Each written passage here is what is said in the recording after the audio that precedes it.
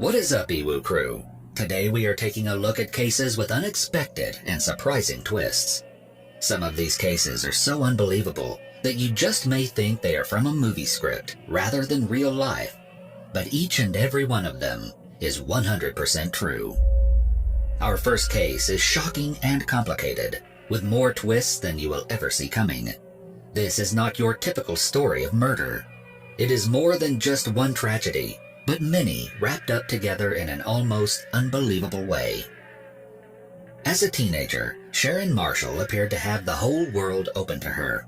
She was reportedly a lieutenant colonel in the ROTC and one of the best and brightest students in her class, an undeniably intelligent young woman with a kind heart to match. Upon graduating from high school in 1986 from Forest Park, Georgia, Sharon had earned a full-ride scholarship to the Georgia Institute of Technology with the plan to study aerospace engineering so that she could fulfill her dream of working at NASA. Despite this incredible opportunity, Sharon never went to college, as she was harboring a secret. Sharon was pregnant during the final months of high school by her boyfriend, who she never told about the baby. Sharon hid her secret well, and she ended up giving birth and allowing a wealthy couple from Texas to adopt the baby boy. However, the pregnancy had shaken up her life plans, and at one point, she apparently even tried unsuccessfully to run away with her boyfriend.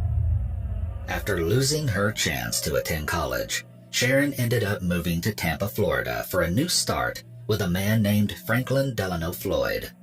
Despite having moved with Frank, Sharon started to date another man, and she was soon pregnant for a second time. She once again never told the baby's father about the pregnancy.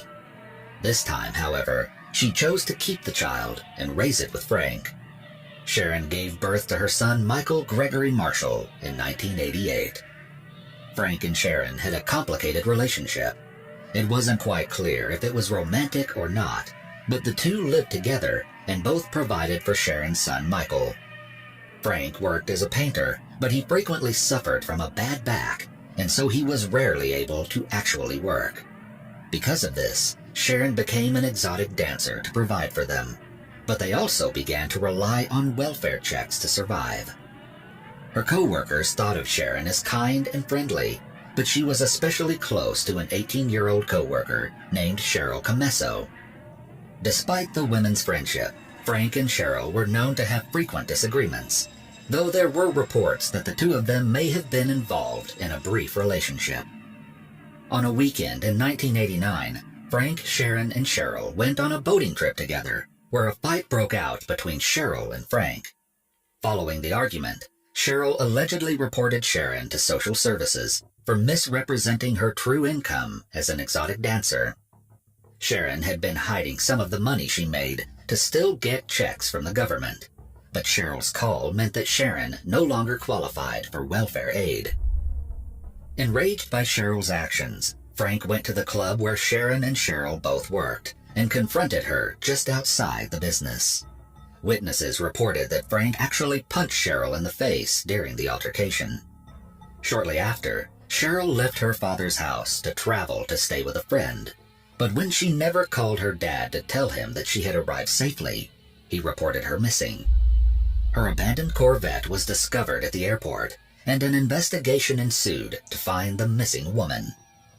Both Frank and Sharon were seen as persons of interest, but for years, no evidence ever arose to connect them to Cheryl's disappearance. The two quickly packed up and left the area, which only increased suspicion, especially since they started using different names as they traveled. Frank and Sharon ended up getting married in 1989, and Frank claimed it was to give Sharon's son his family name to belong to, though the couple frequently went by different aliases. They ended up in Tulsa, Oklahoma, where Sharon was once again working as an exotic dancer. Sharon easily made friends everywhere the couple went, but no one seemed to like Frank, as he was aggressive and unpleasant. Reportedly, Frank once again got into a fight with another dancer Sharon worked with, and when the woman yelled that Sharon should leave him, he responded, "If she ever left me, I'd kill the..." Little did Frank know, Sharon was making plans to leave him for a man she had met at the club where she worked. Allegedly, Sharon would have left Frank earlier, but she was afraid of what he would do to her, or her son Michael. Before she was ever able to leave, though, Sharon was the victim of a sudden accident. She was found unconscious by a highway, and it appeared as though she had been the victim of a hit and run. Frank claimed that he was asleep at the time of the accident. Though rushed to the hospital, Sharon never regained consciousness. Her friends from the club would come to visit her where she recovered, and many claimed that she was getting better, but Frank soon banned them from seeing her without explanation. 5 days after the incident, Sharon died from her injuries, but many were suspicious of Frank's strange actions, especially since Sharon seemed to be recovering before suddenly dying. The doctor was also suspicious, and based off of old bruises he noticed on her body, he classified her death as a homicide, and even said that the head injury that killed Sharon may not have been caused by a vehicle. Though no one could prove that Frank had been the one to run over Sharon, or that he had possibly killed her while in the hospital, many came to that same conclusion, especially when her co-workers had been the ones to pay for her headstone, rather than Frank. Frank soon contacted life insurance companies to claim the $80,000 policy he had taken out on Sharon only a few months prior to her death. The problem was that Frank frequently used aliases, and so the social security numbers he provided never matched his name. After a few tries, he finally provided his real name, Frank Delano Floyd. It was then that all of Frank's lies began to unravel. It turned out that he had quite the criminal history. When Frank was 19 in 1962, he was convicted of abducting and assaulting a 4-year-old girl, which resulted in him being sentenced to serve 10 to 20 years in prison. However, he escaped the mental hospital where he was first placed by stealing a vehicle. Frank's shocking story was only beginning, as the day after his escape, he robbed a bank and was subsequently captured again. In 1972, Frank was released, but almost immediately he tried to abduct a woman from a gas station and was once again arrested. This time, however, he paid his bail but skipped his court date. A federal warrant was issued for his arrest, but he quickly vanished and began using fake names while on the run. That is, until he finally had to give his real full name to the life insurance company. Frank attempted to flee from authorities, but he was soon captured in Georgia and placed in prison to finish his sentence. For the friends of Sharon, they felt that Frank's arrest was a way to serve justice to her untimely death. During this time, Frank had reportedly given Michael to social services before he went on the run, and Michael was soon put into the foster care system, where he was placed with a loving family.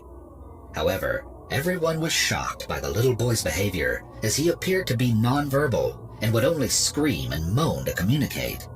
Frank insisted he was Michael's father, and so the child was frequently brought to visit him while incarcerated. When Michael showed hesitance to visit Frank, a DNA test was eventually performed. Even though Frank initially resisted, it was discovered that despite what Frank said, Michael was not his biological child, and so the visits were stopped. But this shocking story doesn't end here, and it was far from over. When Frank was finally released from prison in September of 1994, after serving 4 years, he started stalking Michael and his foster parents in Oklahoma.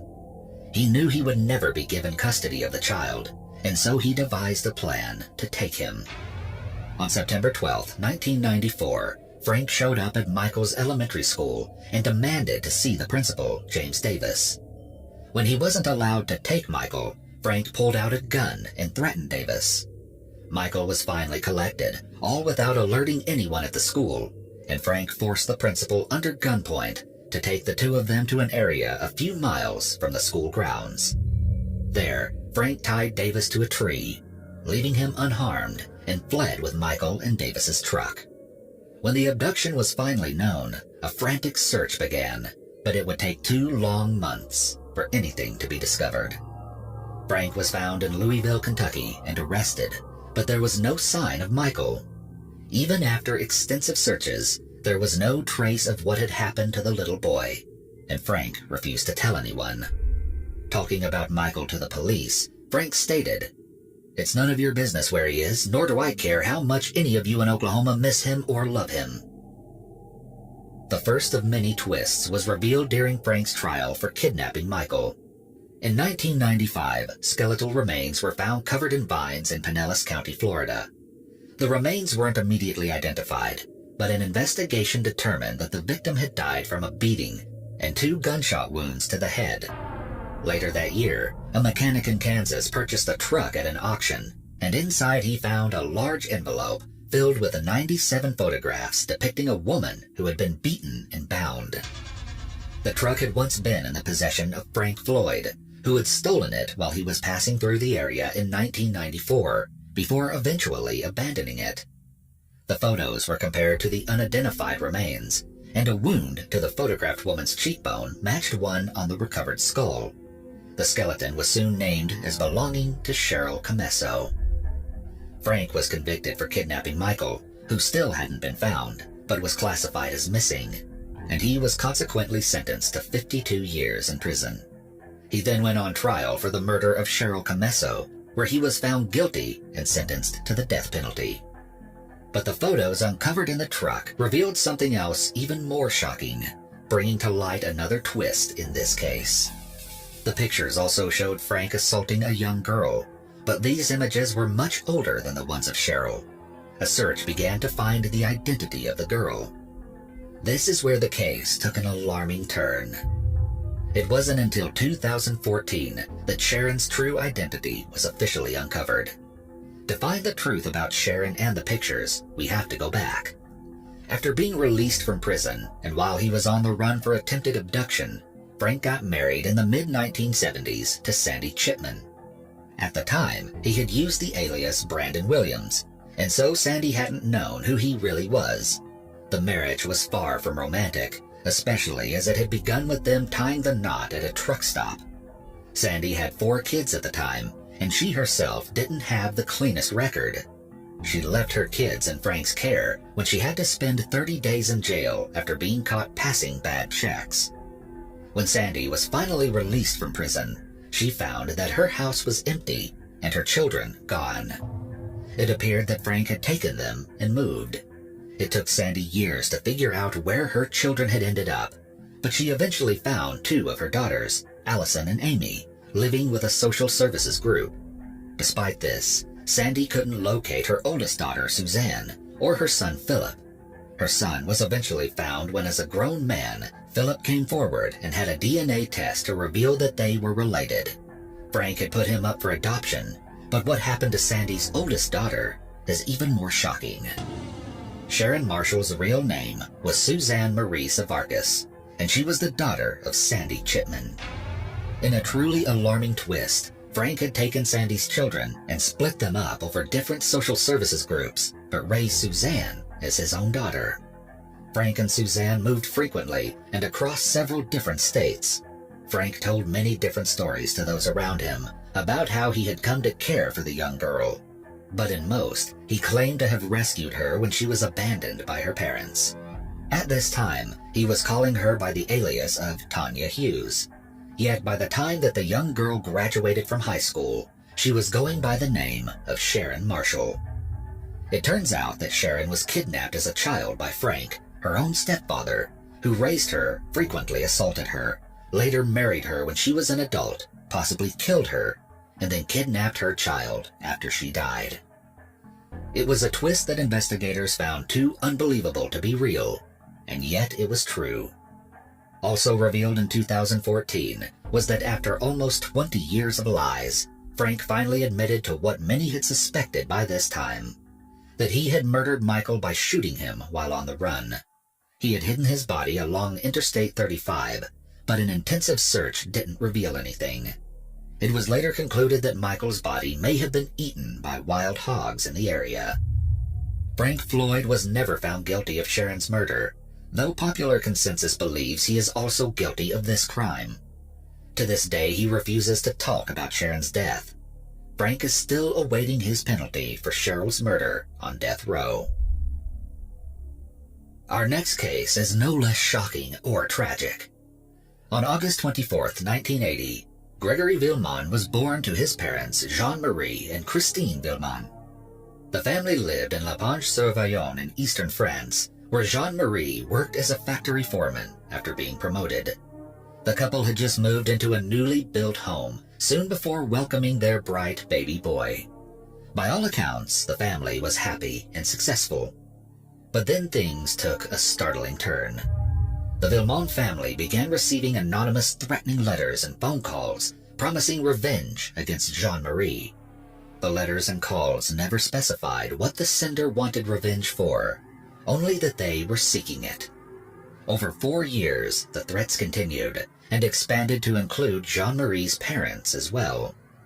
Then, on October 16, 1984, while playing in the garden, 4-year-old Grégory disappeared.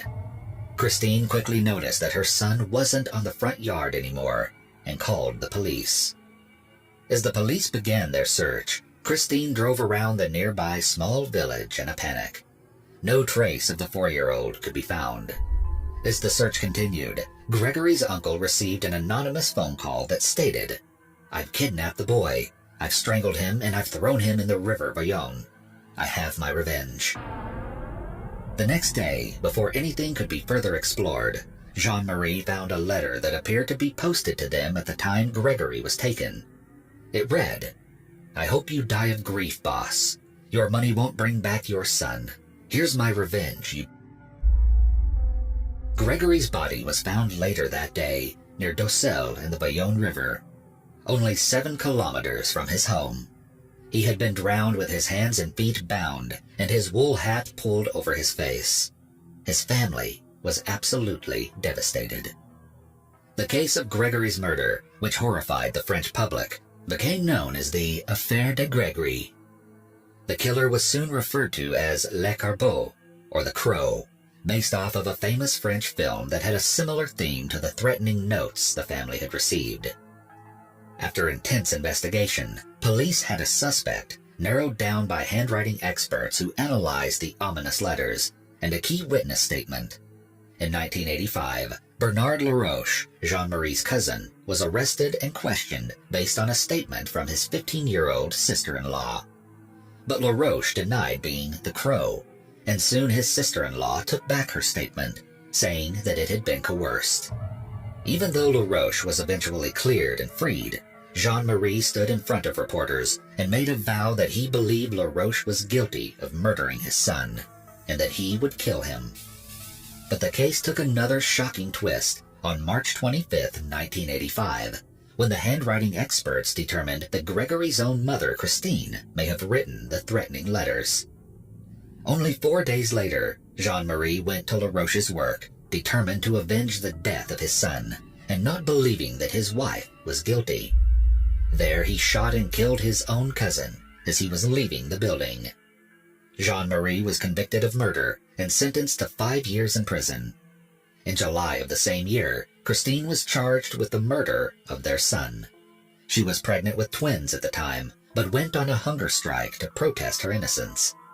For 11 days, she refused to eat, and she was eventually freed after an appeal found that she had been convicted with flimsy evidence and no real motive. However, Christine's tragedy wasn't over yet. As she was released, she collapsed and reportedly miscarried one of her babies. She wasn't officially cleared of all charges until 1993, and Jean-Marie was released from prison after serving only 2.5 years in 1987.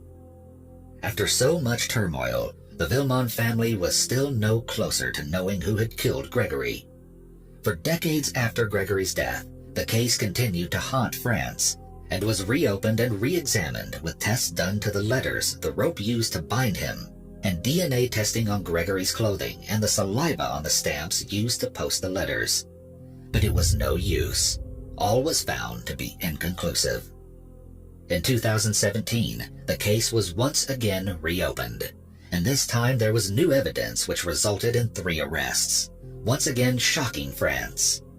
Grégory's great-aunt, great-uncle, and his aunt were taken in for questioning, along with others, including more family members.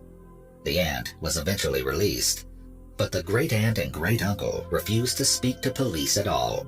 None were convicted. a different tragedy soon struck.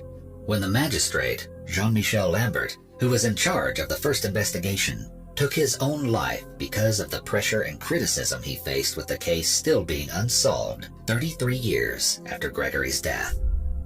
The why of Grégory's death has never been answered, but some cite jealousy within the Villemin family as a possible cause, and others suggest that the fact that the letters called Jean-Marie Boss could mean it had to do with his work. Either way, no real evidence or suspect has been found, but almost everyone in the Villemin family has been under suspicion at some point. In December of 2020, the case was once again reopened, but this time police are determined to uncover the real identity of the Crow once and for all. New interviews have been conducted, and police are relying on a brand new technology called stylometrics, which looks at the style, syntax, punctuation, and turns of phrase used in the threatening letters to identify the killer. A new suspect has been identified, but so far has not yet been named. It appears that the murder of Grégory Villemin may soon be solved. Our next case is not a normal missing persons case, and has a twist that seems too surprising to possibly be true, and yet it is. Nicholas Barclay was born December 31st, 1980, as the youngest of two older siblings. He had a rather normal childhood in San Antonio, Texas, but as a preteen, he started to develop a reputation as a troubled kid.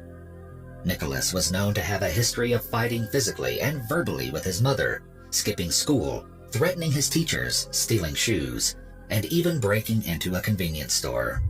By only 13, Nicholas had a juvenile criminal record for his antics, and allegedly 3 tattoos that his friends had given him with an unsterilized needle. At some point, Nicholas was diagnosed with attention deficit disorder. His mother was reportedly so exasperated with his demanding supervision that she asked her older son Jason to come and live with her to aid in the young boy's caretaking. On June 13, 1994, Nicholas called home looking for someone to pick him up after playing basketball in his neighborhood. His older brother Jason answered the phone, but refused to wake up their mother, who had been working late nights, and instead told Nicholas to walk home. But he never arrived. Unfortunately, with Nicholas's reputation, few believed something was wrong when the 13-year-old couldn't be found. Most were inclined to believe he had run away, and he would return at some point soon. This theory was given credence by the fact that the day after he vanished, he had a court hearing to decide if he would be sent to a rehabilitation center. But still, after not returning for longer than normal, and with his mother's pleading, an investigation to find Nicholas was finally started. For months, there was no sign of him. The only clue was 3 months after Nicholas's disappearance, when Jason called the police to say that he could hear his younger brother breaking into their garage.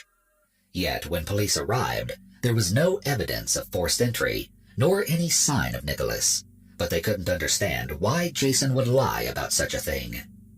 After years passed, the Barclay family started to come to terms with the fact that they may never see Nicholas again. That is, until this case took a surprising and unusual turn. Few missing children's cases end in the child being found, and yet, in 1997, 3 years after he went missing, the Barclay family was told that Nicholas had been found alive and safe. Despite this joyous news, there was something rather strange about the phone call. Nicholas was said to have been found in Linares, Spain, after having been taken by a child trafficking ring that had moved him all the way to Europe. After years of being held captive, Nicholas had managed to escape. The police told the Barclays that Nicholas had been forced to speak only French for the 3 years he was gone, and had been hurt during his time away from them. Carrie, Nicholas's older sister, flew to Spain to identify and retrieve her missing brother.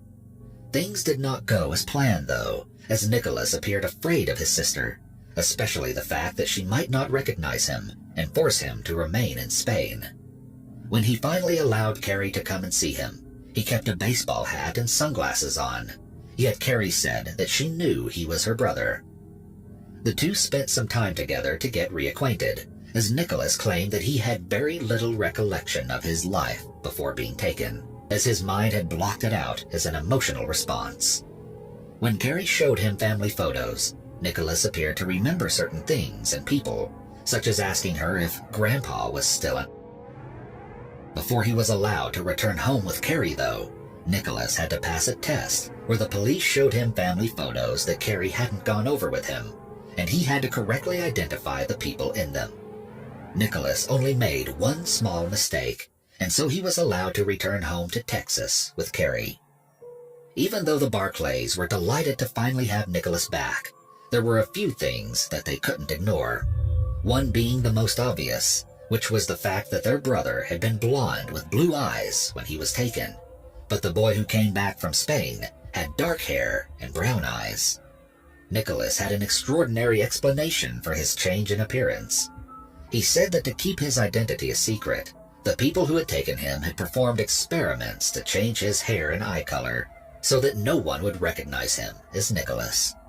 He also spoke with a heavy French accent, but this was explained away with his story of being forced to only speak French for the 3 years.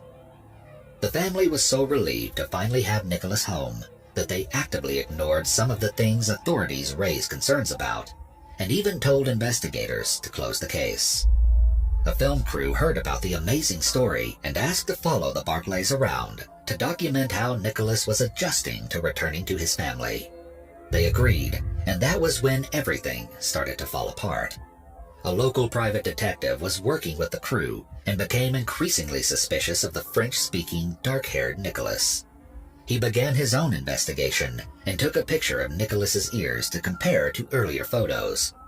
He found that they didn't match, and as ears don't age or change, he took his concerns to the authorities. By February of 1998, after Nicholas was back living with the Barclays for 5 months, the FBI became involved when they obtained a court order to investigate. When Nicholas's fingerprints and DNA were taken, it was determined that the man the Barclays believed to be their Nicholas was actually a 23-year-old Frenchman named Frédéric Pierre Bourdon. Frédéric was a notorious con artist with over 500 different identities and the nickname the Chameleon. Despite this shocking revelation, the Barclays refused to believe that Frédéric wasn't Nicholas. Even when in court, Frédéric admitted to being an imposter and pleaded guilty to passport fraud and perjury. He was imprisoned for 6 years. Questions swirled around this revelation. Where was the real Nicholas? How had the Barclays been fooled? And why did Frédéric do it? Though this case is utterly shocking, the imposter is not the only twist. Investigators were concerned by the Barclays' behavior during the entire incident and their willful acceptance of Frédéric. Frédéric himself later waded into the controversy, saying that even he couldn't believe that the Barclays accepted him so easily, rousing even more suspicion of the family. Frédéric even claimed that the Barclays knew he wasn't Nicholas, but that they had all pretended and played along with his scheme, and he couldn't understand why.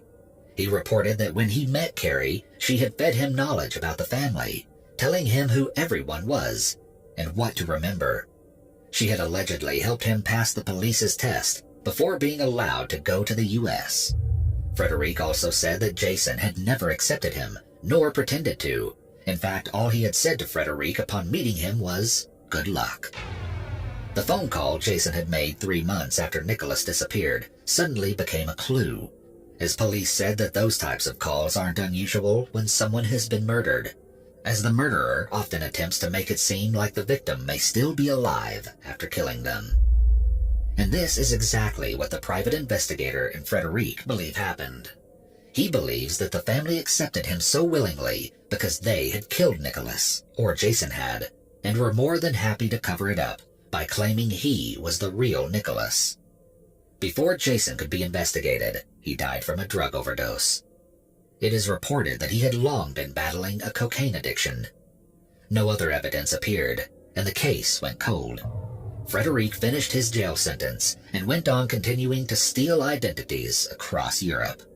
Nicholas has still never been found, but his story has inspired the popular Netflix documentary, The Imposter.